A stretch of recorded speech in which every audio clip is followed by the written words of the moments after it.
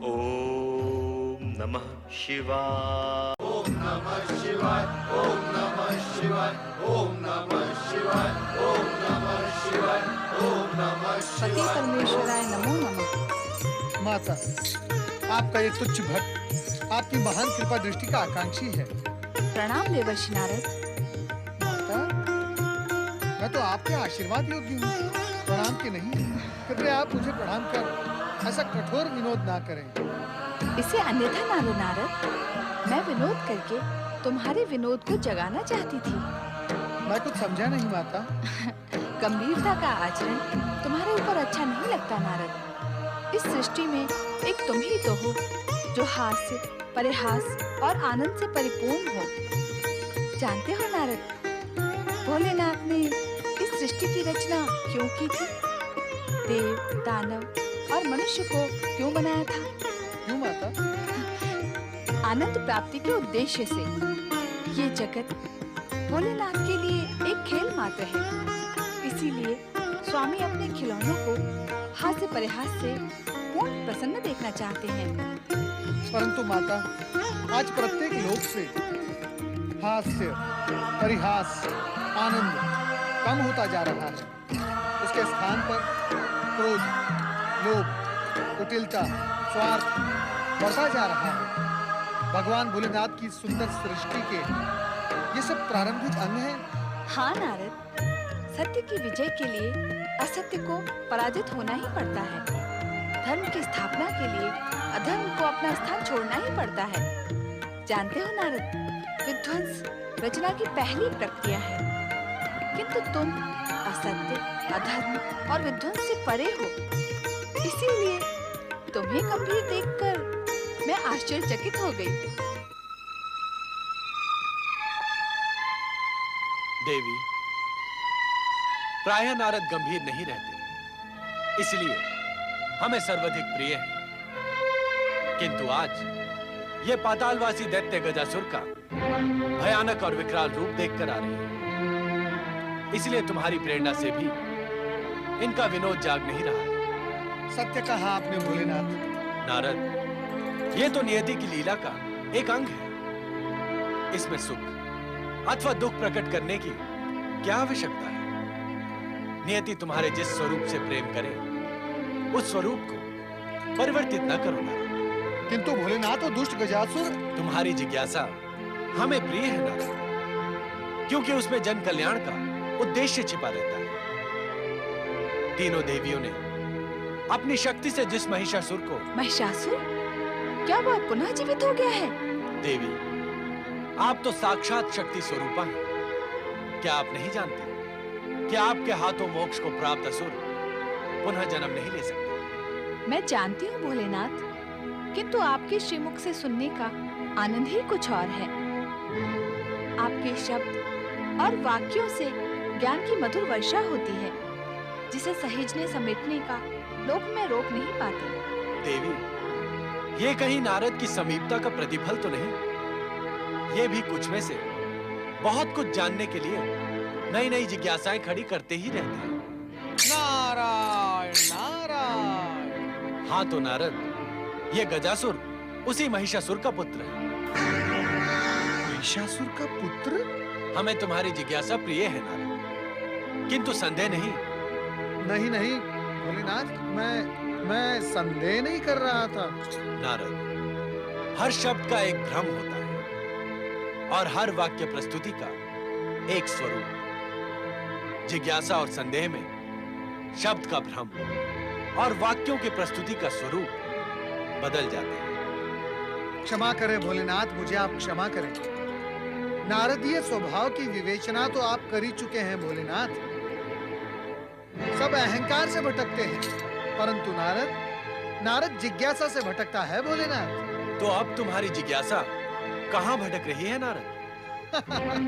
नारायण नारायण। भोलेनाथ, ये महिषासुर ने विवाह कब किया? और ये गजासुर उत्पन्न कब हुआ? महिषासुर ने एक नहीं अनेक विवाह किए थे। ये गजासुर उसकी पटरानी गजदंती का पुत्र है। गजदंती अर्थात हाथी जैसे दांतों वाली? स्वरूप के आधार पर नाम रखने की परंपरा असुरों में अति प्राचीन है देवी। ये गजदंती आपके हाथों महिषासुर का वध होने के उपरांत गजासुर की माता बनी। भोलेनाथ, तुम्हारी जिज्ञासाओं का अंत नहीं है नारद। तुम ये जानना चाहते हो कि अब गजासुर क्या करेगा? हाँ भोलेनाथ, मैं इसी प्रश्न का उत्तर जानने के लिए आतुर हूँ। इस प्रश्न का उत्तर मिल जाने पर तुम कोई दूसरा प्रश्न खड़ा कर दोगे, किंतु हम इस समय मात्र इसी प्रश्न का उत्तर दे सकते हैं। त्रिलोक पर विजय पाने के उद्देश्य से गजासुर ने शुक्राचार्य के कहने पर ब्रह्मा जी की तपस्या आरंभ कर दी है। नारायण नारायण। अब तो तुम प्रसन्न हो नारद। तुम्हारे प्रश्नों का उत्तर तुम्हें मिल गया। मैं प्रसन्न कैसे हो सकता हूँ माता? मैं अभी अभी उसका भयानक और विकराल रूप देखकर आ रहा हूँ। अब वह उतना विकराल और भयानक नहीं रहा नारद। तुमने सुना नहीं? स्वयं भोलेनाथ ने कहा है कि अब गजासुर ने तपस्या आरंभ कर दी है। ये सब सुनकर तो मेरी चिंता और भी बढ़ गई है माता। यदि गजासुर कठोर तपस्या कर परमपिता ब्रह्मा जी से इच्छित वरदान प्राप्त कर लेगा तो वो और भी अधिक भयानक और विकराल हो जाएगा। हाँ नारद, गजासुर को उसकी तपस्या का प्रतिफल अवश्य मिलेगा। अर्थात देवताओं की अब कुशल नहीं माता। माता, ये कथा इसी प्रकार कब तक दोहराई जाएगी? जब तक असुरों की महत्वाकांक्षा का अंत नहीं हो जाता। और ये अंत तभी संभव है जब देवता सद्विचार और सदाचार का पालन कर अपने नाम के अनुरूप पूज्य और श्रेष्ठ बनेंगे। नारायण नारायण।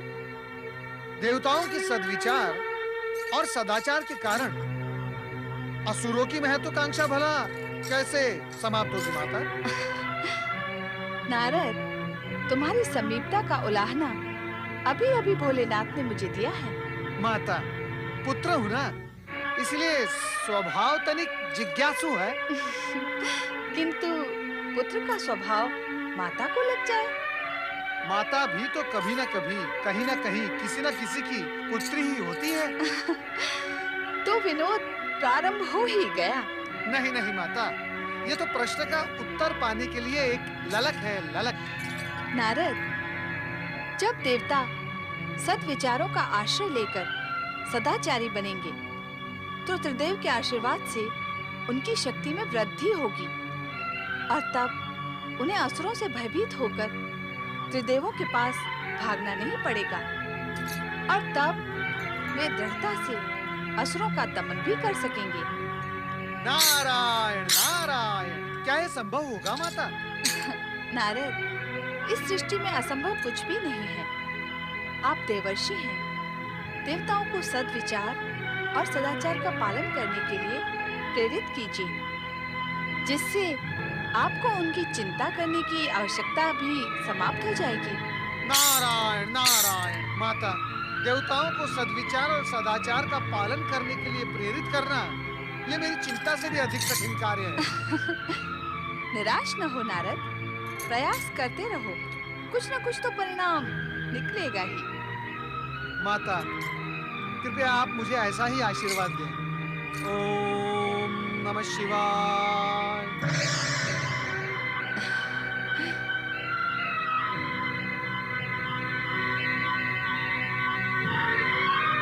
ओम ब्रह्मणे नमः। ओम ब्रह्मणे नमः। ओम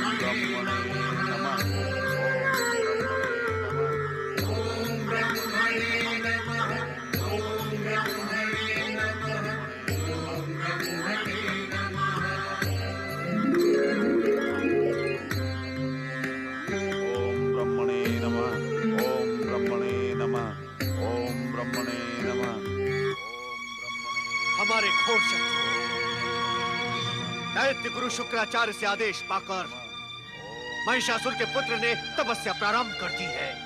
देवराज, इस तपस्या का परिणाम तो आप जानते ही हैं। ब्रह्मदेव इसकी पुकार अवश्य सुनेंगे और से वरदान दे ही देंगे। आपका कथन सत्य है वरुण देव। प्रणाम देवर्षि। कल्याण भव। देवताओं का कल्याण तभी संभव हो सकता है जब ब्रह्मदेव हम पर कृपा करें। इस दुष्ट को वरदान ना दे, इसकी पुकार अनसुनी कर दी। नारायण नारायण, ऐसा न कभी हुआ है देवराज, न होगा। तपस्या का प्रतिदान तो देना ही पड़ता है, फिर त्रिदेव हो या फिर आप हो। आपकी आराधना के साथ तपस्या करने वाले को क्या आप वरदान नहीं देंगे? देवर्षि, हमारी आराधना करने वाले असुर नहीं होते, वो तो सीधे साधे सच्चे भक्त होते हैं। उनके मन में कपट या शत्रुता नहीं होती। नारायण नारायण, देवराज आप इस असुर के मार्ग में कितने ही बड़े संकट खड़े कर लें, परंतु ये अपना वरदान प्राप्त करके ही रहेगा। भगवान भोलेनाथ ने भी यही भविष्यवाणी की है। हमारी चिंता पर आपको प्रसन्न हो रहे हैं, ये तो अच्छी बात नहीं। नारायण नारायण, देवराज आप नारद की भावनाओं को समझने में भूल कर रहे हैं। मैं प्रसन्न नहीं हो रहा हूँ, कदापि नहीं।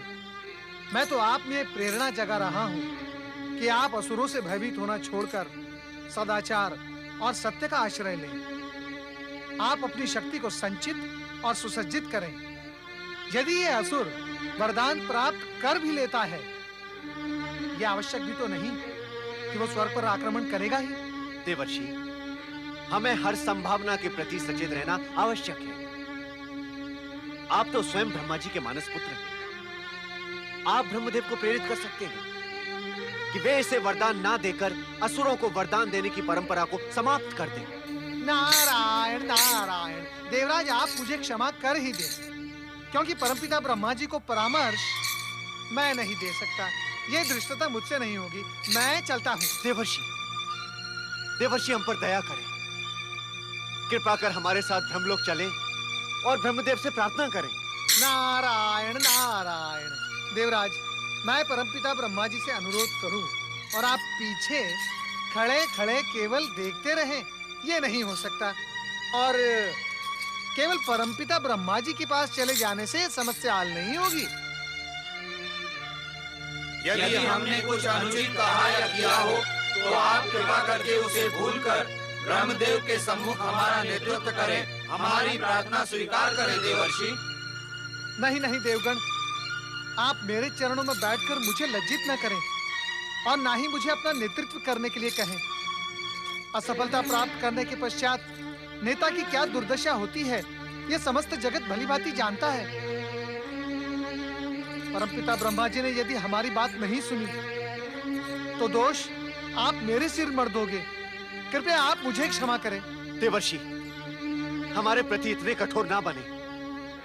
कृपा कर हमारे साथ ब्रह्मलोक चलकर हमारा साहस बढ़ाएं। यदि ब्रह्मदेव फिर भी ना माने तो दोष हमारे भाग्य का होगा। हम आपको दोषी नहीं मानेंगे। हमारा विश्वास कीजिए देवर्षि। जैसी आपकी इच्छा। परमपिता ब्रह्मदेव को प्रणाम।